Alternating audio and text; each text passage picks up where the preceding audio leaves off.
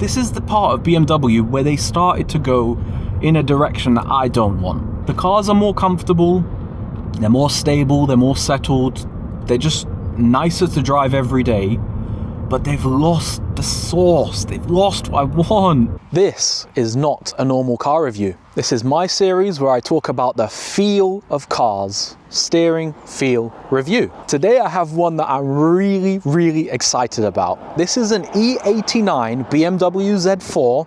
It has a 3-litre engine, it's manual, it's rear-wheel drive, but this episode is going to be a really interesting one because up to this point I've done the previous Z cars. I drove the Z3 and I loved how real, authentic and engaging it felt.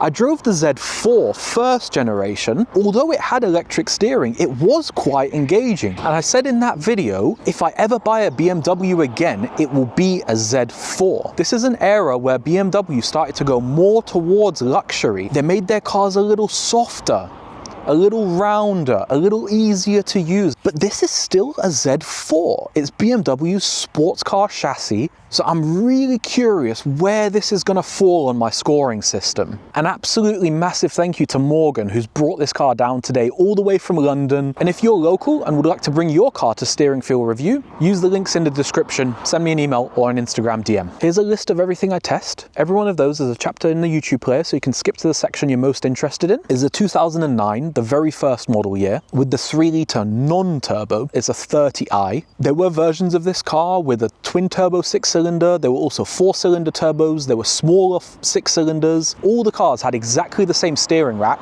wheelbase, and similar suspension setups apart from M Sports, which were a touch stiffer, but not really that different. So every version of this generation Z4 should drive the same.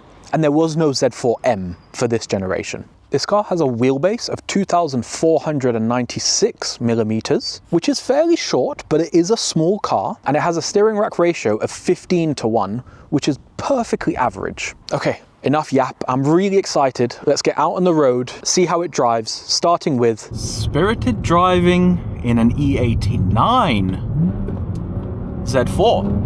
Let's go. Ah, the poke.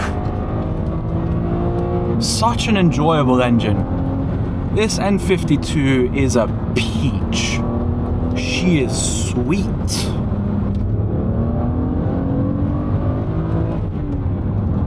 It's like a jet engine. Perfectly linear all the way up to the red line. And to think, this is one of the most reliable BMW engines ever too. Not only does it have loads of power, loads of torque, but also is bulletproof. What people say about this being a more GT-focused car is true. There's elements of that in the suspension, there's elements of that in the steering, and I'll tell you guys more about that as we get through this video. But Z4s, they just have a different character to other BMWs. This is my favorite corner. Let's enjoy it. If this is not your first episode of Steering Feel Review, maybe subscribe and leave a like. Okay, I've got some thoughts. I need to express them. Let's get into the actual Steering Feel Review. Directness is a measure of how responsive the steering is. This is quite a direct rack.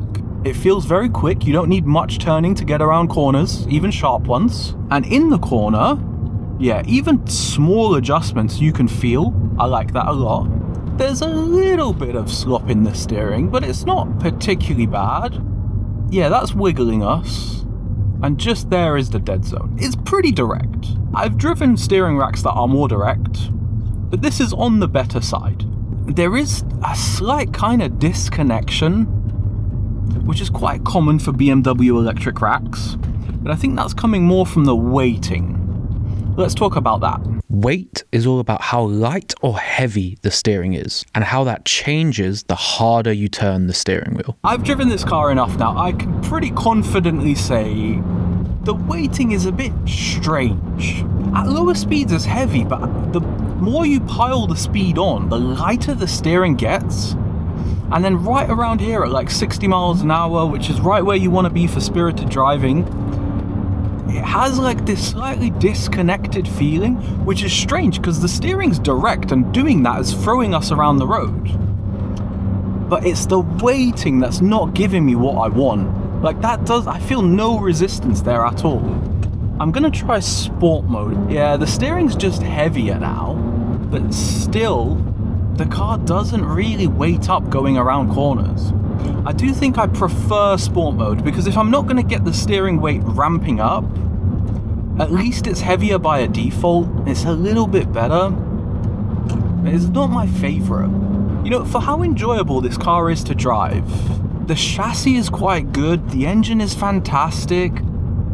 I just wish this steering was better. I wish it weighed up in a more satisfying way. At the moment, it basically doesn't weigh up around corners. It's not what I want. Let's get into the texture. Texture is all about the feeling of the road through your hands. There is some texture. The steering's telling me something. I can feel the surface of the road. I can definitely feel bumps. There is something there, something going on. It is communicating, but because of the weighting, I almost feel like it gets number the more you turn. I don't know if I'm just imagining that. Let me test it here. Yeah. As I was loading up the steering, the weighting was increasing a little bit, but the texture was decreasing, which is not what I want. I want the car to tell me what's going on in corners. If anything, I want more texture when I'm in a corner. Let's talk about normal driving. Z4 on the motorway. Roll into throttle in 5th gear. Absolutely loads of torque. BMW just do motorway cruising fantastically well. I feel like every modern BMW I drive, it blows me away with how stable, comfortable, solid they feel at these speeds. There's a good amount of dead zone. The car is not nervous. It's stable, it's planted. I cannot believe how quiet this car is for a true convertible. It feels like a normal car, which is high praise. I'm shocked by how nice this car's motorway manners are. What's this car like to drive around town? This is basically just a BMW. Like a modern, comfortable, nice, easy car. There's no part of this that's difficult or annoying or heavy or frustrating. The steering is responsive, it's light. I've never been in a convertible that gives me this sense, but I don't feel like I need to be here. I feel like the car will just naturally guide its way down the road. I just offer suggestions and keep it going in the right direction. I'm not really needed. My presence doesn't add anything. This is just such a vibe. I always love driving around town in sports cars with the roof down. There's just something about it.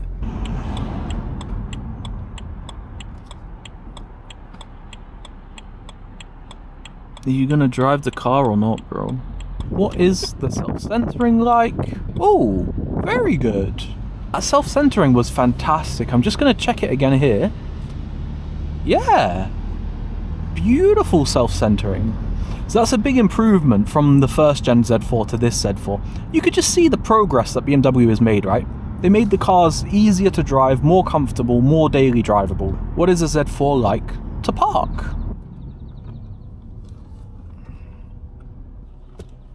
The steering is a little bit heavier at lower speeds.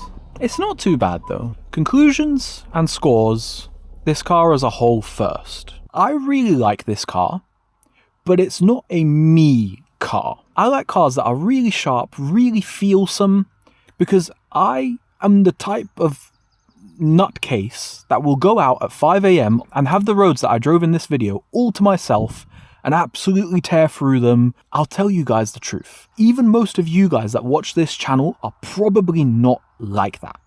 Okay? I'm weird.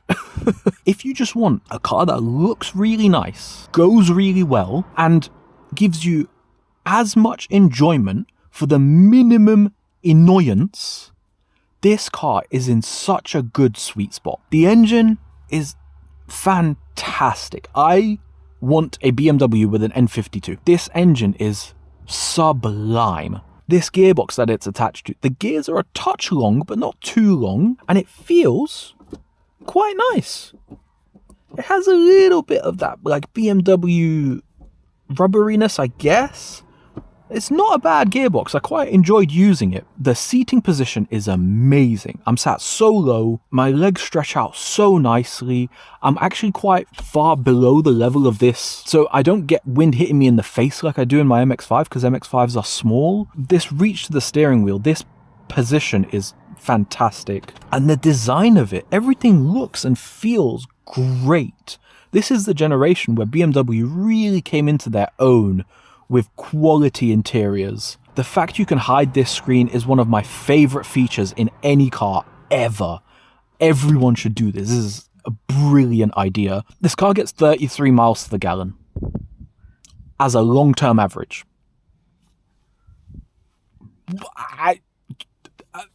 Yeah. With a manual and a big creamy 6-cylinder. That's just amazing. I really do love this car. I don't think I would own one, but I think it's a perfect car for a lot of people. Okay, what about the steering? For spirited driving, I'm giving this a 5 out of 10. It's perfectly average. The directness is quite good, but the weighting lets it down a little bit, and the texture, again, there's some, not much. It's pretty average. I wish it were better. Like with a lot of newer BMWs, if they just put better steering in them, they would be exponentially better cars. But that does give you some benefits on the daily driving side for normal driving. This steering is quick, it's light, it's easy, it's maneuverable, it's dead solid and stable on the motorway. It's a fairly small car, the wheelbase isn't that long, it has no right to feel that good on a motorway. But it does. I'm going to give this car a 7 out of 10. I never thought I would give a convertible a 7 out of 10. That's wild. And it's one of the higher BMWs. And in fact, it's one of the highest cars ever. I think it's like top 5 I've ever reviewed. I'm not chatting nonsense here. It is a fantastic car for distance and for town and for normal driving. Let me know what you guys think. Do you like these cars? If you have one, how do my experiences match up with your own? I'm always really curious to know. YouTube really thinks you should watch this video next. If you've enjoyed this video, you should watch the BMW Z3 and the previous gen BMW Z4. I am building up a little repertoire of every single BMW Z car. They are my favorite cars BMW make. And every generation for a different reason and a different feel. My name's Mick. I drive cars. Peace.